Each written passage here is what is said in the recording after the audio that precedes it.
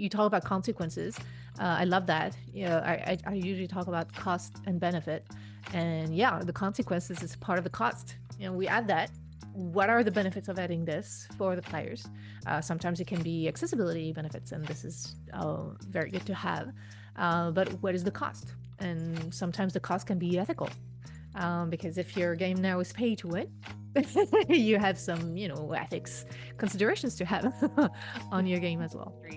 Do you have any thoughts on like whether we're on a one-way journey as far as like players valuing paying for their time? Because like, as you know, when I'm moving from box product to live services, I observed this change in the way players talk about spending, from like, I bought a game, to like, oh God, I spent money on the game. It's almost, not all players bring that, but it's an interesting new sort of psychological take. Yeah. Is it should be free, and if it's not free, then I'm cheating, or well, changing expectations. Like 15 years ago, no one was expecting a game to be free unless, it's on Windows. You have like little games on Windows. But yeah, that's a great question. And we have to be careful with this one, because games are costly to make,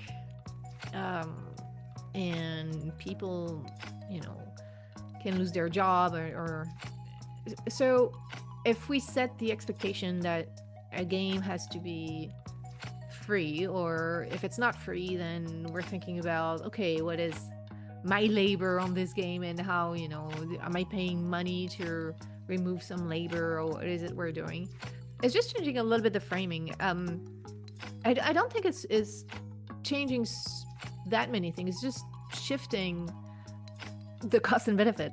Like the benefit of, for the player, if we put in the player's shoes, the benefit of having free games is that you're not paying upfront a game just based on marketing of the game that can sometimes not be super truthful about what the game is about, and just on the hearsay. Before that, we were paying a game, and like I remember when I was a kid, and there was no internet whatsoever. I was buying a game based on the art on the cover, on the box, and that was not very truthful to the game, for sure. And so I bought games, and then it was like I don't understand, or I could not play it, and then because no internet is just like. So that was a different type of problem, and today the problem is a little bit shifted. We are more informed about a game, but now the problem is that when we are playing a free-to-play game, there are mechanics that are in there so that we retain and that we convert, and sometimes it can be fair enough because making a game is not cheap, but sometimes we fall into practices that to me are not necessarily ethical. Is putting pressure for people to pay, and that can be a sort of pressure that can be really difficult for players to manage, especially young players.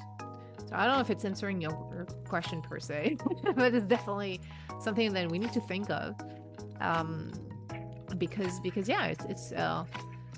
it's changing the rapport that we have with the game, and we can easily fall into practices that are not fair for players, because it's putting a lot of pressure, especially on kids, like minors, people under 18 that don't have a fully developed brain that can help them manage their frustrations.